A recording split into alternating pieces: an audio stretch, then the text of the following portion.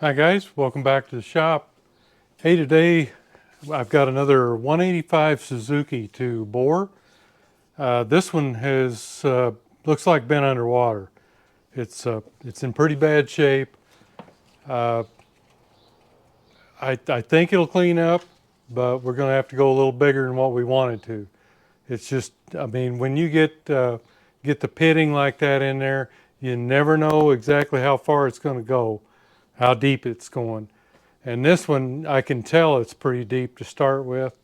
So we'll just start and see where we end up. But I know I've had several of these in the past. I don't know, probably a year. So you're probably getting sick of them.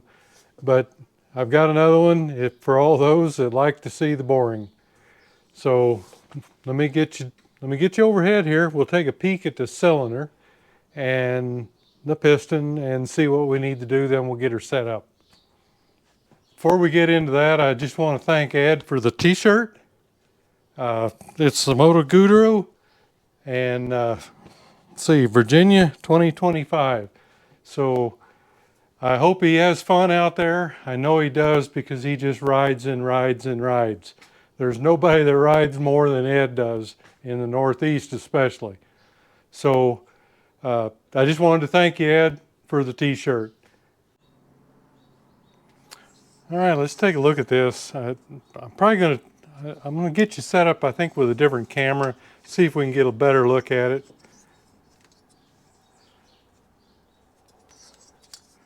But I think you can probably tell all the roughness right in this area right here.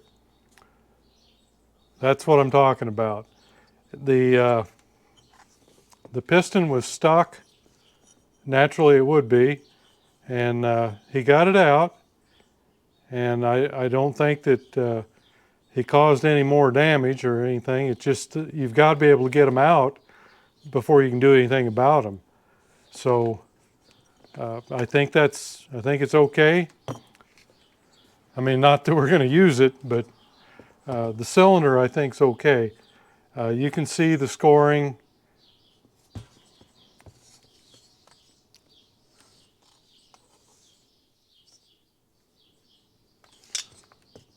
So we've got a lot to contend with here. But the worst part of it, like I said, is the top, because it's really hard to tell how deep that really is. On this one here, this is a pretty worn standard piston, and I think we're going to have to go to 6550. Yeah, 6550 to get her cleaned up, and I'm not even sure about that. It's really worn. Let me get you down here with another camera and maybe we can get a better peek at it. Okay, let's see if we can get you a better view of this.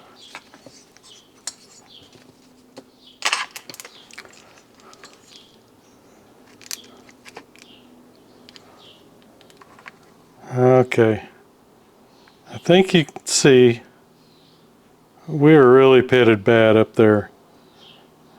That's what we've got to contend with. The rest of this is pretty much normal stuff that we deal with on a daily basis. You know, a little scoring and some wear. But this has got, it's just really, really bad. Get you up here where you can really see. I think you can see it there now. It's really hard to tell whether or not we'll be able to clean that up, but we're going to try. You just don't know how deep it is. Okay, let's get her set up and see what we can do.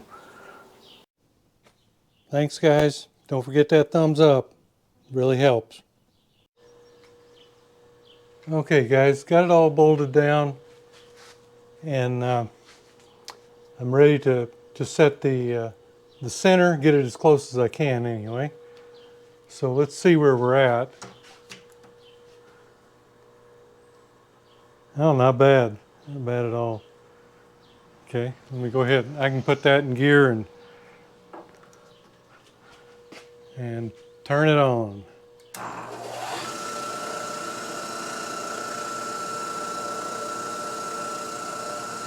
Let's see what we can do here.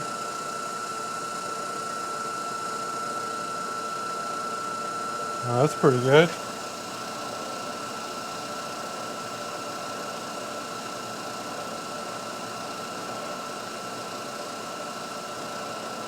Okay, I think that's about it. So we'll get everything kind of locked down here and get our DRO zeroed out. Now we're not done. We gotta get the dial indicator in here and finish it up. Try to get it a little better than that. But one thing I can tell you about this is that rust is really hard on turning tips. So I'll probably go through a couple of them on this one. Okay, let's take a look at what we ended up with. We're on 0 on the back side.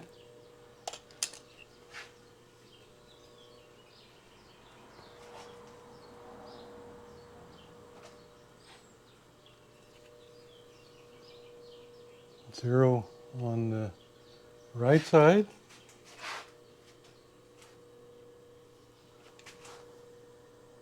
Zero on the front.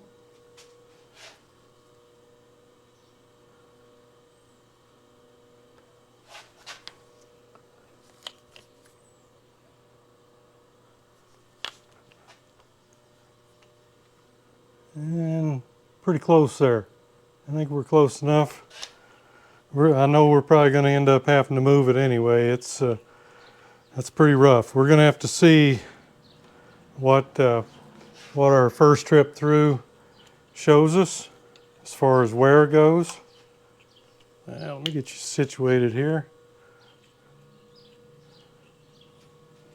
and see what the first cut shows on our rust back here too. You know, we want to keep it as centered as we can, and our hope is to take out a standard amount of metal on all sides. But I have a feeling we're going to have to compensate for this backside if we can do it all. And we'll go ahead and zero everything out. And that way, if we need to move anything and it doesn't look right, we can get right back where we were.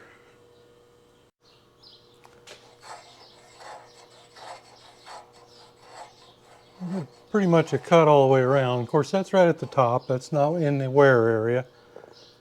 So we'll go there first.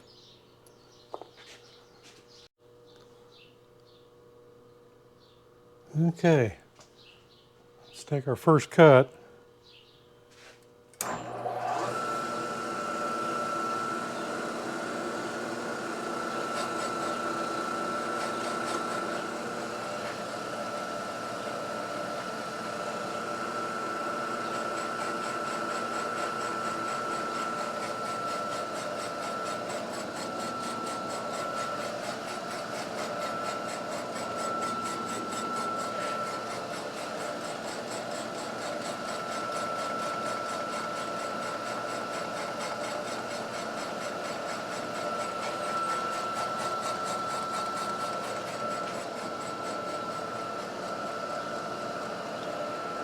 Started out good, but then you get to not only is a wear area, but all that corrosion. So we probably won't cut up with it or start up with any more cutting until we get further down.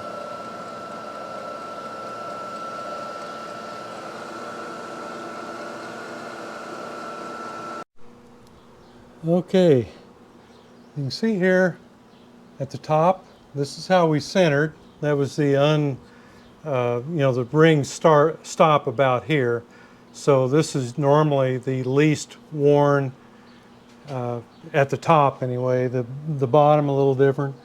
And you're seeing that we're still centered here. We're cutting on the left, cutting on the front, and cutting over here on the right.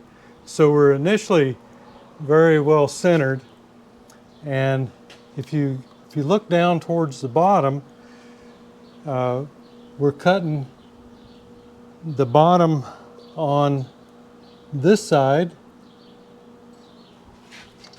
and a little bit further down on that side.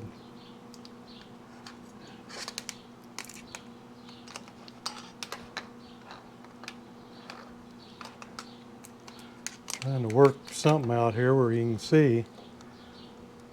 But yeah, it's further down, but it's hitting there because you got the wash area around the ports here on the intake and on the exhaust over here.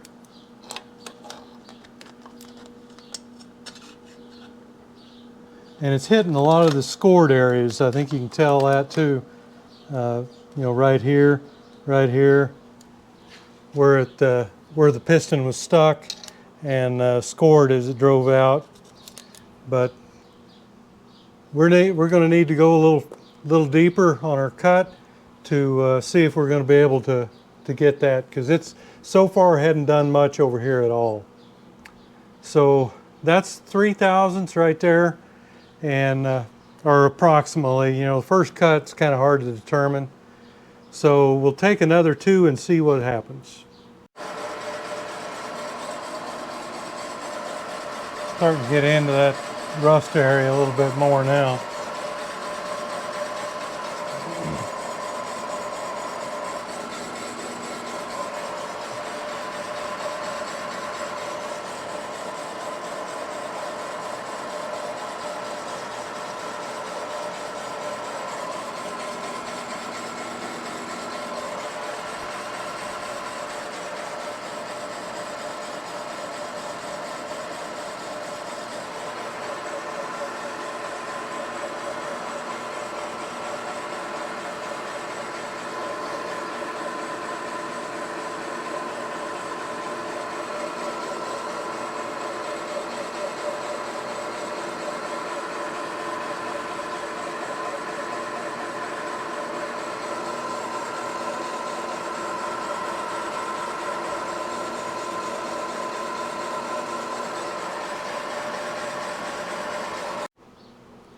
Okay, we see quite a bit.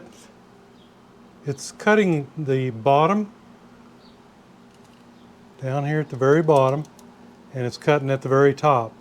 And all we're doing is taking a few high spots off here. But pretty much from about here down, we're not cutting yet. And you can see that over here, we're doing real good. And it's picking up pretty good over on this side. And we go to the back side, and it's doing real well, except a little bit around the exhaust port. So I think in this case, I'm going to move the cylinder this way, which will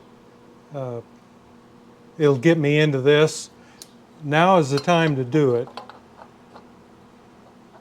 Before we get into the, while we still have time to adjust this. So I think I'll move it 1/1000ths, and we'll see where that goes. But you really can only do this one time, maybe 2 if you've got a long way to go.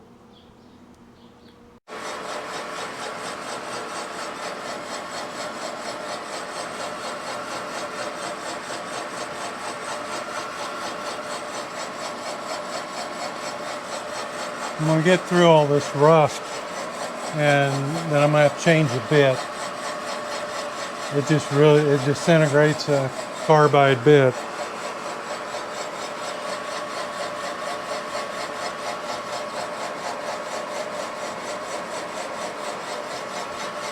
but it's looking a little better there now. Still pretty deep in spots.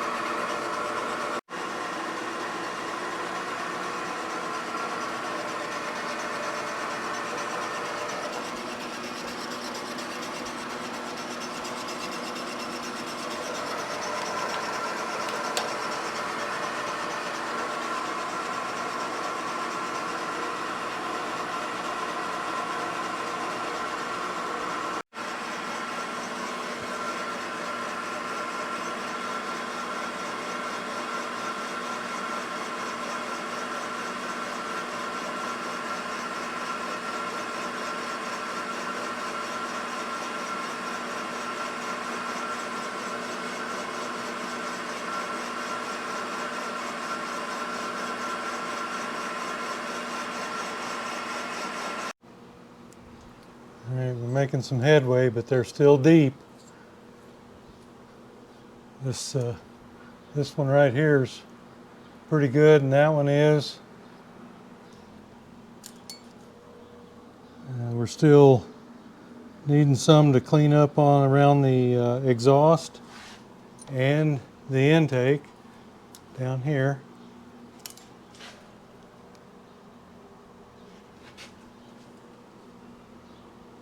This is what bothers me. You just never know how deep that's going to go. And a lot of times as you cut, it uncovers more. So we've just got to keep going.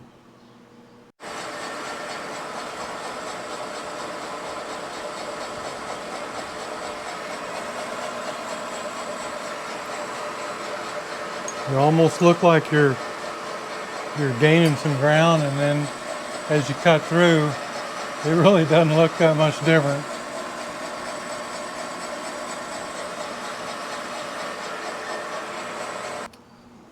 Okay, you can see still have a rust patch.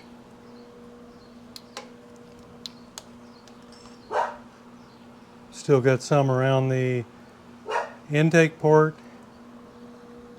some around the exhaust port, but for the most part, we're pretty close except for that rust patch. It just keeps going.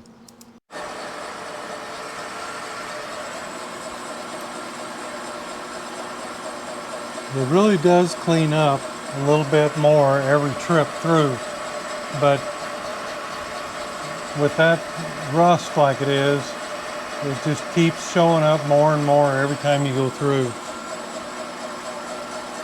So that's one of the things that when you're boring these, you need to consider.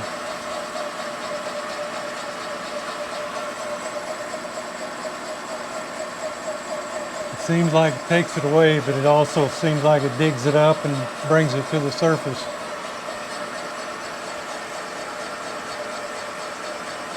I'm seeing a couple more that are a little deeper.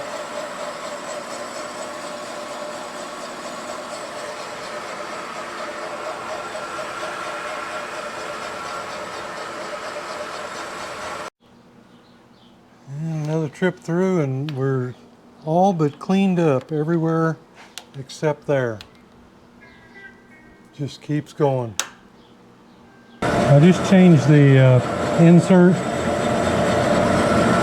and it's cutting a lot quieter, but there's just a lot of that pitting still there.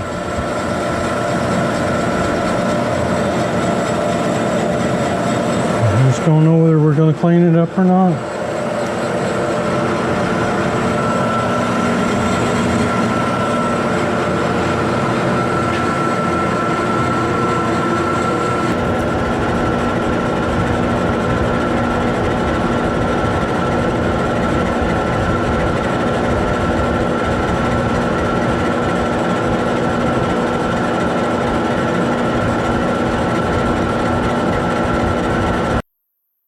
pretty much cleaned up, except for this. We just have pits all over here.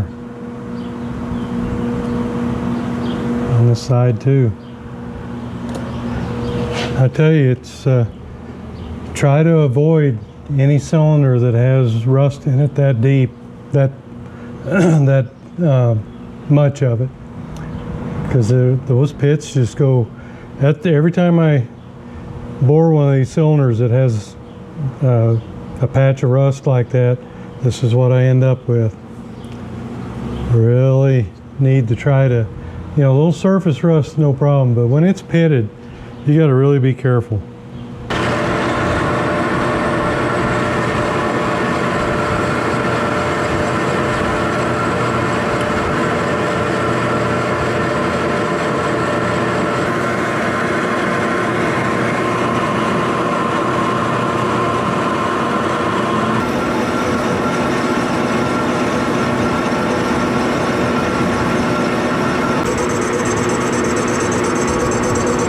I think you can see the tool bit coming out here where the transfers are.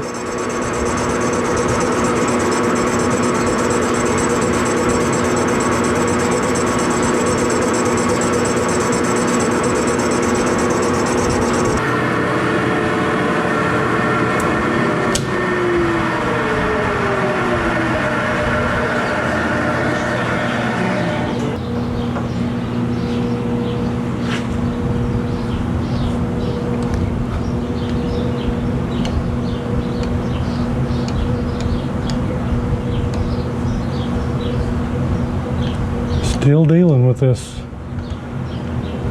pitting.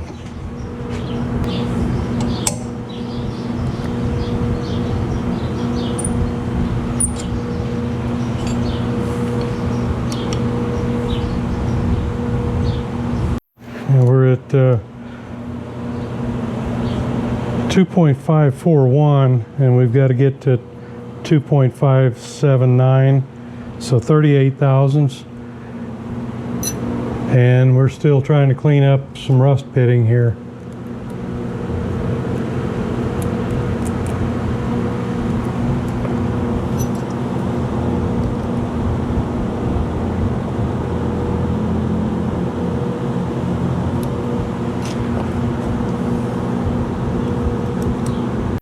You can still see got a nice deep one right there.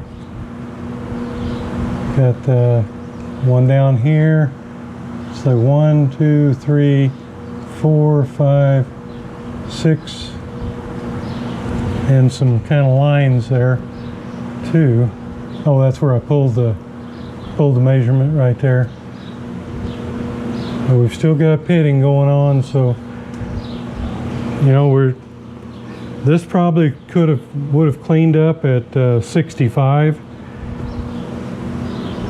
But that's, another 50 thousandths just to get, well, you don't have to get 50 thousandths, but you've got to have a piston that fits. So that's what we're up to. So we've got to go 6550, and I'm not even sure it's going to clean up then. But we're going to stop there because that's the piston we got. Okay.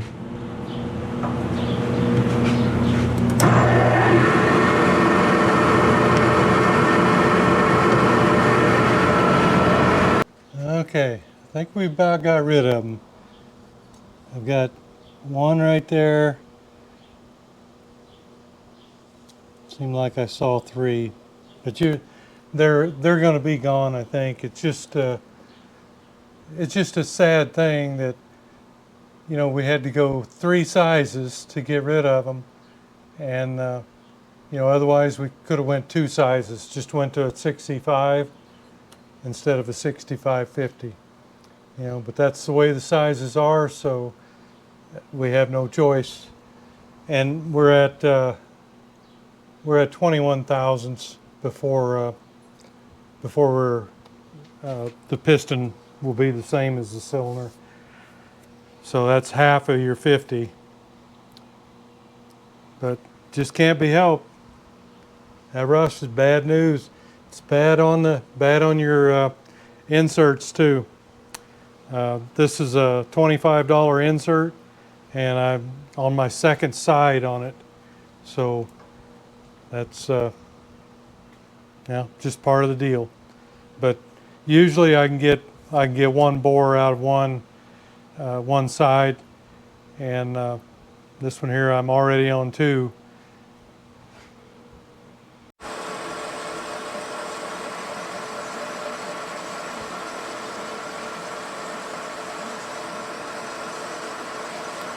She's almost clean.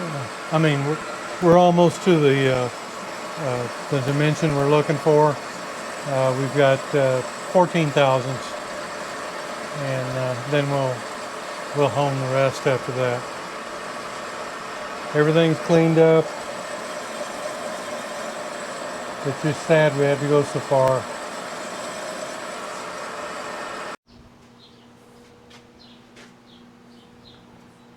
Okay.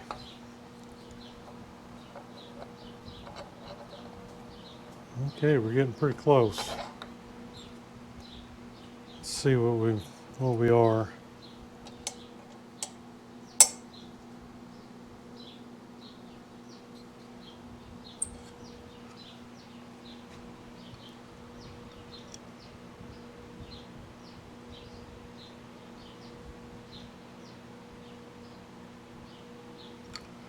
Okay, we got 2.574, and our piston is 2.576. So we got 2 thousandths to go for that, and then we've got to put 3 thousandths in for our clearance.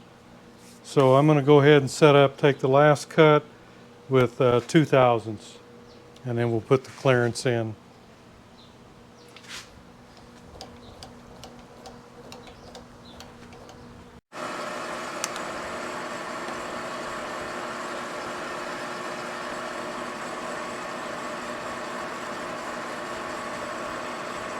Cleaned up nicely.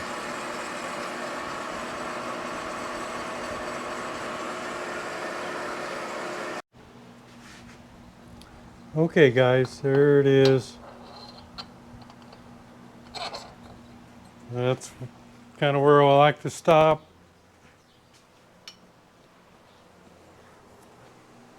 I believe that probably could be pushed through, but you sure don't want to do it. We're not that good yet.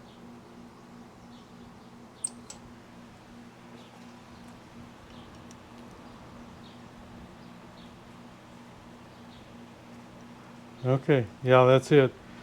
2.576, same as the piston.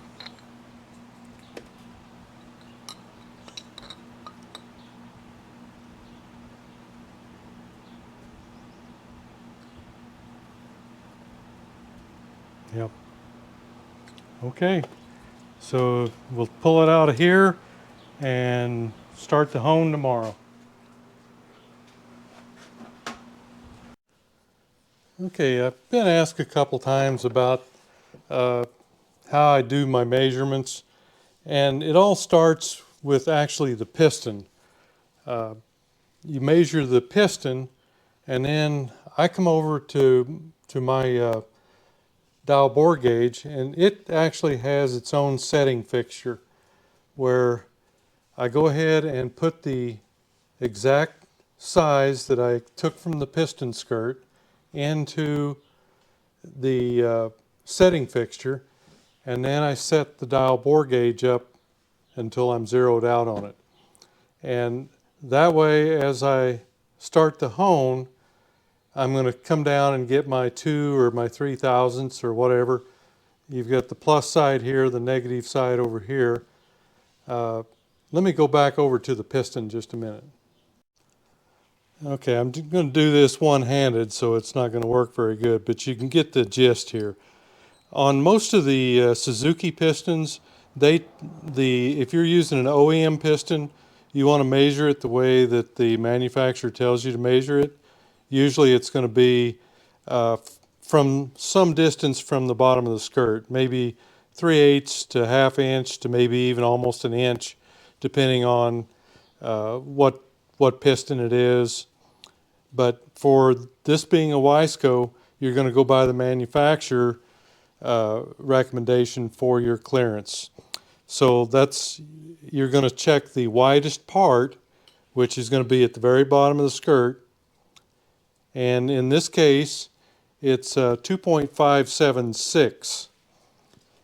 Okay, then we go over to the setting fixture. And I dial that into the setting fixture. And then I set the dial bore gauge up until it's zeroed out. That is exactly the same size as the piston skirt that I just measured. Now, not getting into too much detail here, I've covered this setup before. For right now, all we're just going to say is we set it up to the dimension that the skirt is. So then we pull that out and we go back over to the cylinder, and I take and stick that in there, and you rock it until it stops itself. Okay, see, that's showing on the negative side, so I'm about 7/10,000ths bigger than the piston, the skirt is. I mean the cylinder is. Okay, or smaller rather. So I've got to, we can't get the piston into the cylinder yet because the bore is not as big as the piston itself. But it is going down there. And the one thing you want to remember too on these two strokes especially, most of your pistons are this way, but two strokes maybe a little more so, is that the bottom of the skirt is going to be about 10 thousandths, 8 to 10, maybe even 12 thousandths bigger than the top of the skirt. And that's how the manufacturer controls expansion of the piston. The forged pistons are going to take a little longer to warm up and expand. That's consequently we have to put more clearance into them. These are normally about 3 thousandths for one this size. And if we were doing an OEM piston, it would be about 1 8/10,000ths to about 2 10,000ths. So, or 2 thousandths rather. Just because the cast pistons expand quicker, and these have a little more mass to them, they're heavier. So you've got the reason why they're smaller at the top is because your spark plug is here and just firing, and it swells up more here. This is the hottest part of the piston. So if you're running a forged piston, whether it be in a car or a motorcycle, it's going to be noisy when it's cold on startup. You're going to hear it rattle more. As it heats up, 7, 8, 10 minutes, then most of that noise will go away. Okay, now the one thing to remember about the dial bore gauge is it's really only a comparator. You're comparing this dimension right here to this dimension. And it doesn't matter, you don't have to have a gauge like this. You can have the more prevalent gauge like this. And you're doing the same thing. You're just not going to you're not going to put it in a setting fixture. You're going to set it up with your micrometer.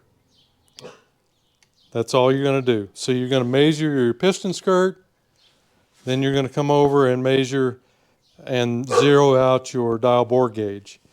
And these have different rods. You probably can't see that. There you go. They have different rods that you put in there to complete your measurement. I'm not going to go over a whole lot of that kind of stuff. I'm just going over generalities here. But that's all the dial bore gauge. You're not going to measure anything with it. You're just comparing one dimension which in this case is the piston, to another dimension, which is the cylinder. So once I've set that up to exactly the size of that piston, I can come in here, and as I said right there, we're at about 7/10,000ths. You just rock it until it stops. 7/10,000ths smaller than the piston. So that's why it won't go in there right now. And we want about 3/1000ths clearance according to the manufacturer. So that's where we'll be when we get to size on the cylinder. Okay, so let's do this. Okay, I've just set up my my honing machine, and I used I don't have my gloves on yet, a truing fixture, or a truing sleeve rather, to do that. From the last time that I honed anything with this, I haven't done anything to it. I just stored it. So when I first put this, assemble everything up and get ready to do the job, I go through and I clean the, we just clean up the stones on, we'll go this way, then we'll turn around, go this way, and we'll just do it until we have a good feel that the stones are clean. Otherwise you're not getting tight as you go in or loose when you come out. It's all by feel. And so I'm done with the truing sleeve at this point. And I've already set this up to close to the size of the cylinder.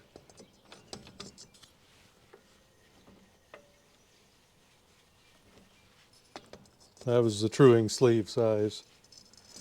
Okay, there's the cylinder size. So that's where I'm going to start. And like I said, we're about a 0.5 undersize of the piston right now. So we'll work on that, and then we'll just grow our manufacturer's recommended clearance as we continue to hone.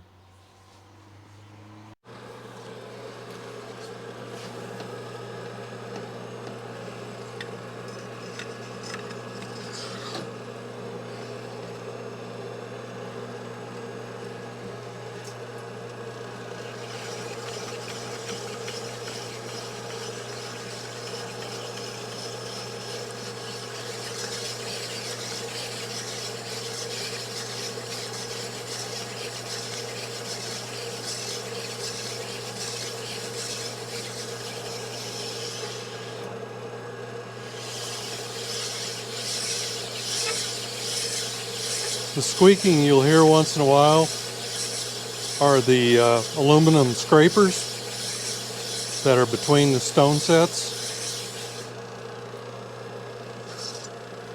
These are aluminum, and they wear at approximately the same rate as the stones do, so they say. But that's what you hear a lot of times when it starts squeaking. Not to be alarmed about it.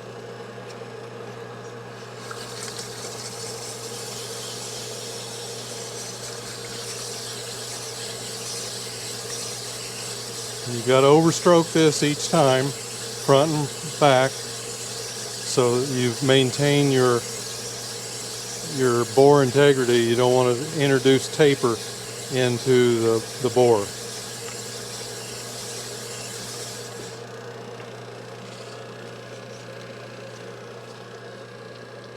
See, it's really starting to look nice. It does that pretty quick. Let's see where we're at.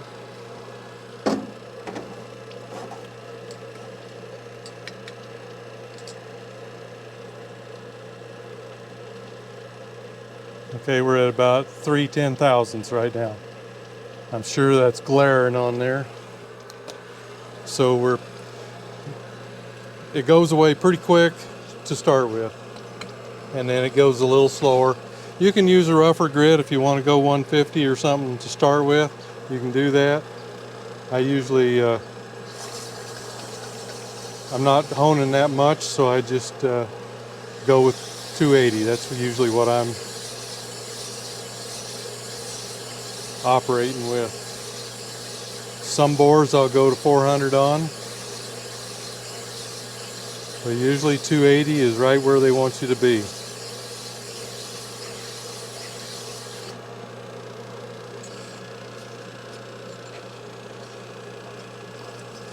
You just want to occasionally turn your workpiece around.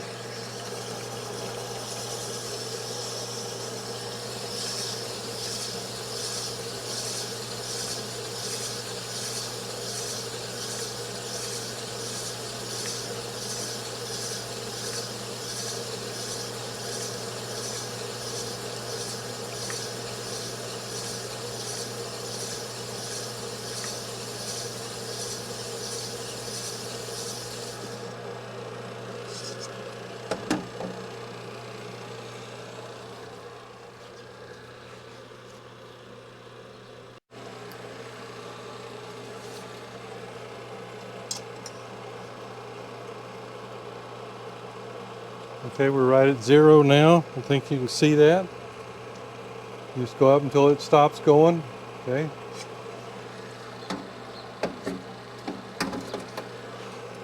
Turn it around. Same thing, 0. So right now we're the size of the piston.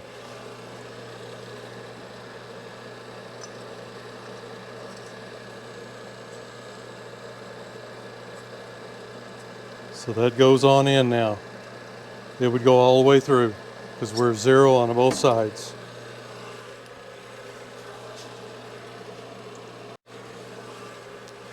Okay, as we progress here, we're at about a 0.5 thousandths there.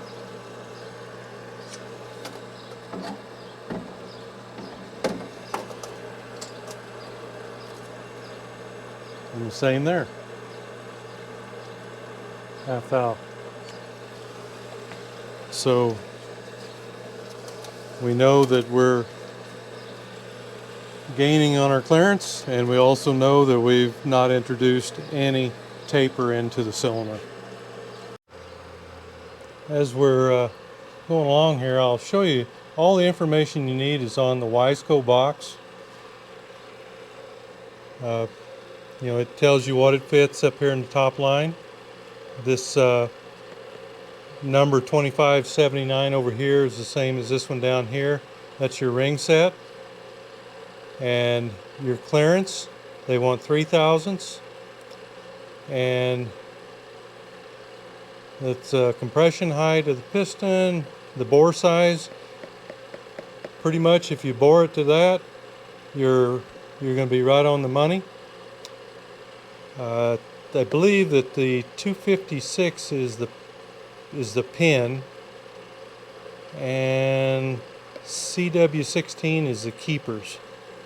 So just everything that you need is right there on the box, but the main thing for setting these up is going to be your clearance right here, 3 thousandths.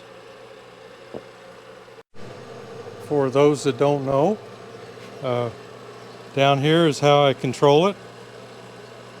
And this is a pretty messy job, so you can see I've got plastic bags on my shoes and lower pants and a rubber apron on. So you can do it in a t-shirt and jeans, but they will be a mess when you're done. So heed some kind of protection. Now another thing too, while we're going along here and as we're checking this,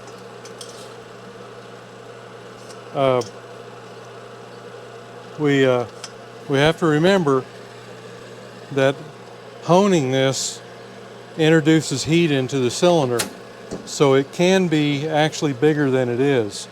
So when you're getting close at the end, say this one is they want 3 thousandths.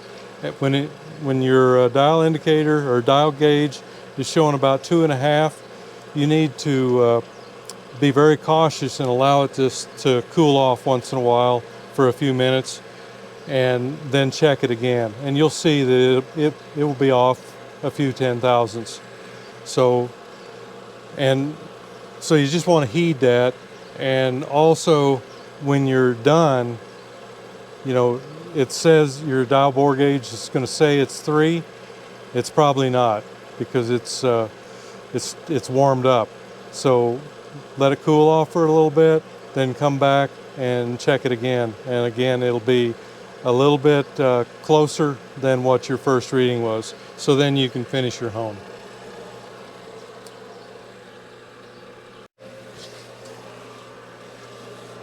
All right, we're gaining on it.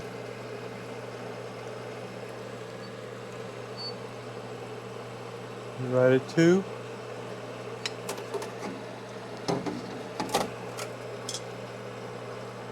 And right at 2.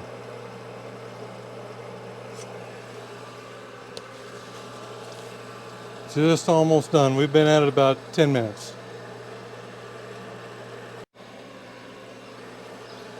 Okay, we're real close here, so I'm gonna check it with my micrometer just to make sure.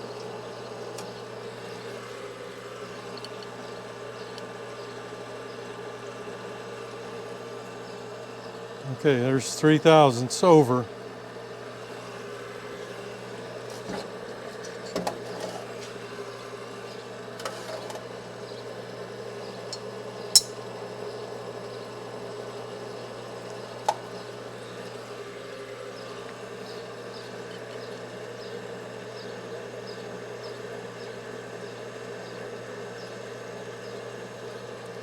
And 3 thousandths over. But I'm going to let it cool off a little bit, and then I'm going to come back and check it again.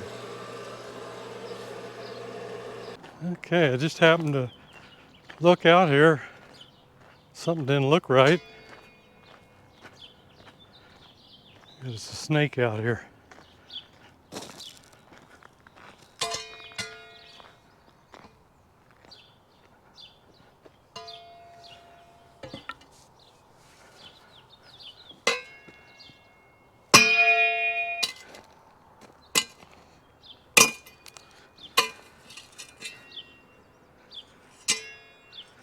It's just a garden variety snake, I think.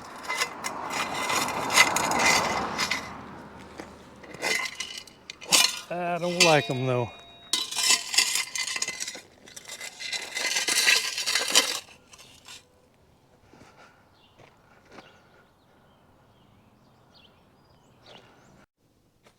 Thanks guys. Don't forget that thumbs up. It really helps.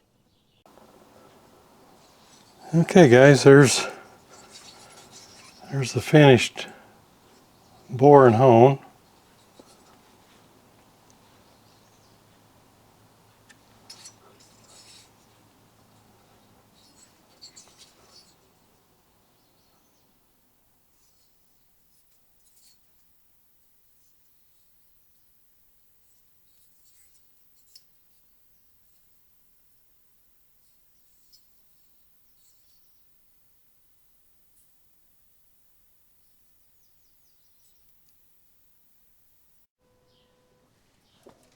And of course, we're going to get in and do our deburring or chamfering.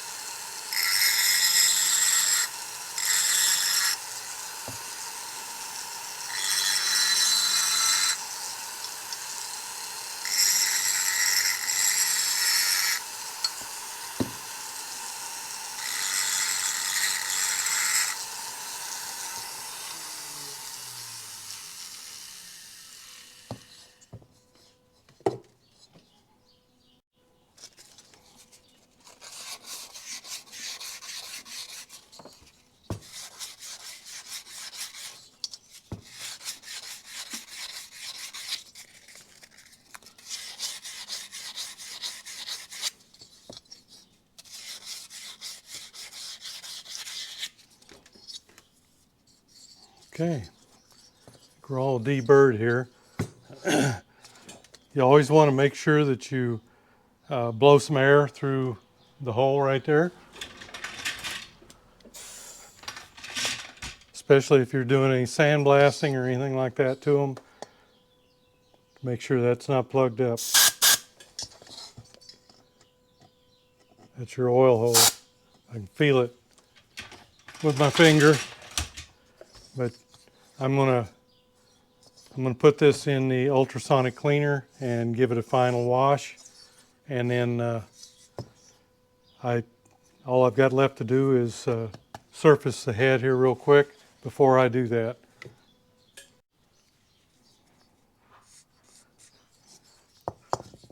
This is where the cylinder head gasket will mate, so we just like to give that a good check, make sure that there's no divots or low spots. I've got a little surface plate here that I do this with, but if you've got a piece of glass, you can do the same thing. I did it that way for years until I was able to get one. Just use the weight of the head or the cylinder in this case. That looks real nice. You can see one little divot right there, but that won't make any difference. The gasket will make up for that. But I'm going to continue to do a little bit more on it, but there's no way I could take that divot out. Okay, looks good. We're all chamfered.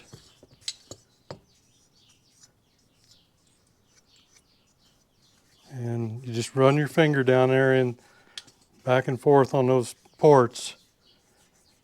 And if it feels sharp, you need to work on it. If it doesn't, then you'll know the difference. Then you're in good shape. And then, as I always do, when we get done with this, do all your chamfering and deburring, and then I take my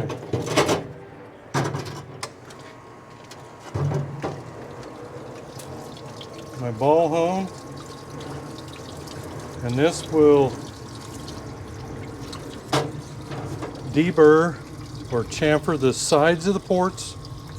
I've done them, but this will do it just a little bit. And what I only do is just run it in about 5 revolutions to the right and 5 revolutions to the left. And this also serves as a bit of a plateau hone.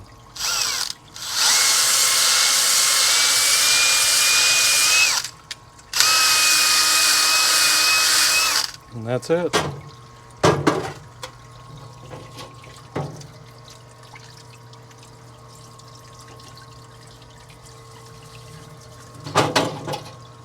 And then after this, after a good cleaning, off to the ultrasonic cleaner. And then we'll just clean it with some ATF and send it home. And then he can clean it with some more ATF to make sure, and go ahead and assemble his bike. And I had this heating up, so we'll just go ahead and, oops, this way.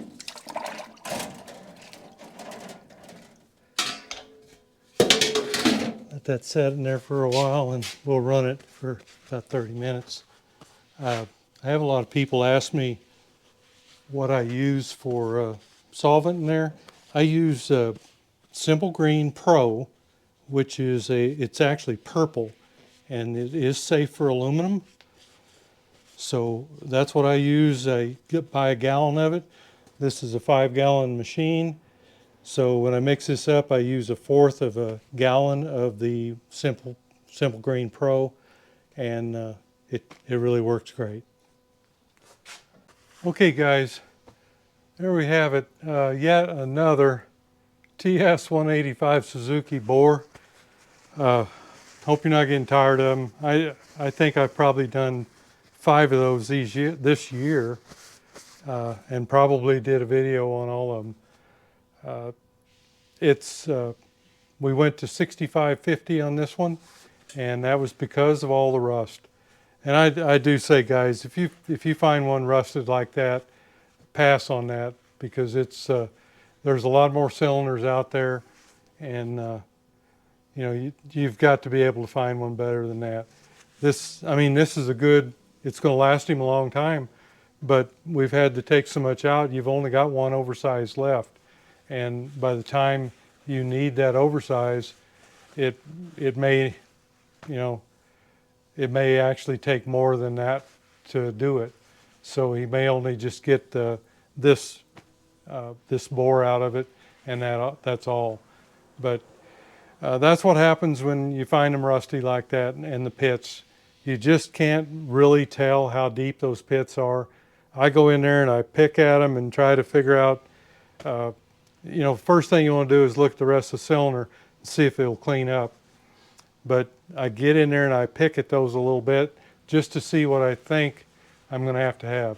And you know, it turns out I was right on this one, and we were actually about 20-some thousandths into the 50 of the 6550. So it wouldn't have cleaned up at 65, but it only took about half of the 50 part to clean it up. But he's going to have a good one for a while, and it ought to run like a top. I just did one of these for a gentleman in New England, and we went to 6550 on his too. So it's you know, it's perfectly fine. Wiseco goes to 66, I guess, on this particular machine. So we're glad to have those oversizes when we need them. But anyhow, the only thing out of kind of our control there was the rust, and the rest of it went pretty much like a normal bore does. The rust is really hard on the cutting tips, the bits. Like I said, those are about $25 a piece, and you got 3 sides to them. I used all 3 on this bore, so that's 25 bucks in just the materials to bore it, not to mention the honing stones. So you can kind of see where the expense comes from. I used to get 75 bucks for doing these, and you know, the price of those inserts gone up, the price of the honing shoes, the honing stones have gone up, and of course the honing oil. All those expendables, you know, just like everything else, you don't want to raise the price, but you just have to be able to make it. It's, you know, a set of stones is about $35, $37 plus shipping, and then you know, like I say, $25 for a carbide bit. But anyhow, I think that'll do it for him. I'll get it packed back up and off to Northern California, I believe, on this one. Hey, thanks for going along for the ride, guys. See you next video.